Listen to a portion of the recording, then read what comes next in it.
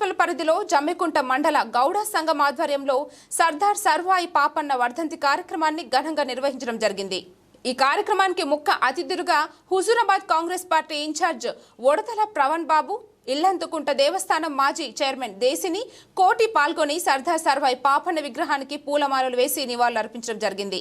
ఈ సందర్భంగా వారు మాట్లాడుతూ సర్దార్ సర్వాయి పాపన్న ఆనాడే గెరిల్లా సైన్యాన్ని తయారు చేసి మొఘలు చక్రవర్తులకు పోరాడి విజయం సాధించారు। హైదరాబాద్ గోల్కొండ కోటను కైవసం చేసుకుని కొన్ని సంవత్సరాలు పరిపాలన అందించారు। గొప్ప నాయకత్వ లక్షణాలున్న సర్దార్ సర్వాయి పాపన్న ఆశయ సాధనాల కోసం నేడు మంత్రి పొన్నం ప్రభాకర్ సర్దార్ సర్వాయి పాపన్న స్వగ్రామమైన సర్వేపేటలో కొన్ని కోట్ల రూపాయలతో అభివృద్ధి చేస్తున్నారు।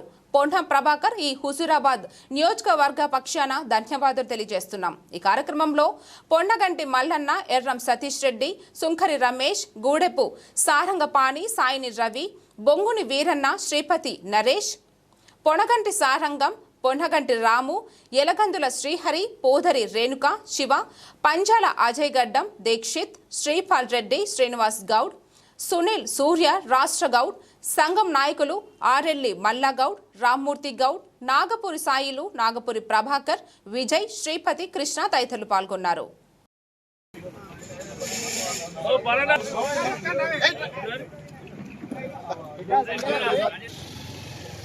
15 సంవత్సరాల తర్వాత ఒక మహా వ్యక్తిని, ఏదైతే ఒక కార్మికుడు స్థాయి నుంచి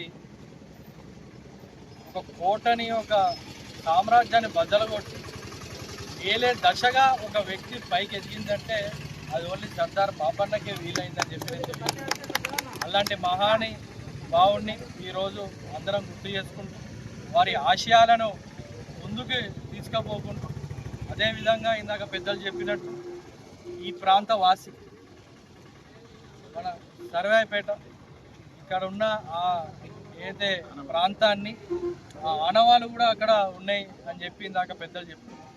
ఖచ్చితంగా రాష్ట్ర ప్రభుత్వం దాన్ని గుర్తిస్తుంది। ఇక్కడ ఉన్న మన మంత్రివర్యులు పొన్నం ప్రభాకర్ గారు కూడా దాన్ని నిధులు ఇచ్చి దాన్ని మంచిగా ఒక పెద్ద కేంద్రాన్ని కూడా ఒక లెవెల్ అభివృద్ధి చెందాలని చెప్పి ఒక దృఢ సంకల్పంతో ఉన్నారు। అదేవిధంగా ఇట్లాంటి కార్యక్రమాల్లో అందరు పాలుపంచుకొని వారి ఆశయాలను, అప్పుడు వాళ్ళు సాధించిన ఎన్నో గొప్ప గొప్ప విజయాలను పాలుపంచుకుంటే రాబోయే తరాలకు కూడా ఒక స్ఫూర్తిగా వారు నిలుస్తారని తెలియజేస్తూ, ఇక్కడ ఉన్న ఇక్కడ పెద్దలకు కూడా నేను నా విజ్ఞప్తి ఏంటంటే నా నుంచి అయ్యే సాయం కూడా చేస్తా। మంచిగా నెక్స్ట్ టైం వచ్చి సర్దార్ సర్వాయి పాపన్న గారి వర్ధంతి కార్యక్రమానికి మరి విగ్రహానికి పూలమాలలు వేసి గౌడ సంఘం నాయకులు, కాంగ్రెస్ నాయకులు అందరం వేసి నివాళులర్పించడం జరిగింది। ఆనాడే సర్దార్ సర్వాయి పాపన్న గెరిల్లా సైన్యాన్ని తయారు చేసి మరి మొఘలు చక్రవర్తులను మట్టి గర్పించి ఇలా హైదరాబాదు కోటను వెళ్ళిన ఘనత సర్దార్ సర్వాయి పాపన్నది। తన స్ఫూర్తితో మరి గౌరవ మంత్రివర్యులు పొన్నం ప్రభాకర్ అన్న గారు ఆయన సగ్రామమైన సర్వేపేటలో ఈరోజు కోట్ల రూపాయలతోని ఆడ అభివృద్ధి చేస్తూ ఉన్నారు।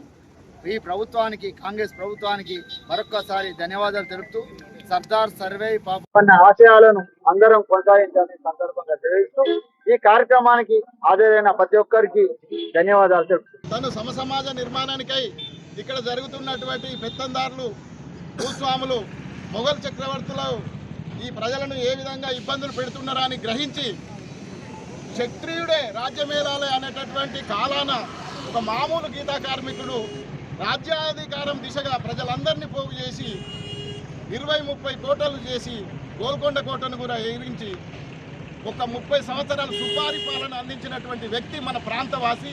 ఇక్కడ సర్వాయిపేట, మన హుజూరాబాద్ పక్కకున్నటువంటి సర్వాయిపేటలో ఆయన కోట ఆనవాళ్ళు మనకు కనబడుతున్నాయి। కాబట్టి మిత్రులారా, నేటి సమాజానికి ఆయన ఆలోచన విధానాన్ని, ఆయన యొక్క ఉద్యమ స్ఫూర్తిని రాబోయే తరానికి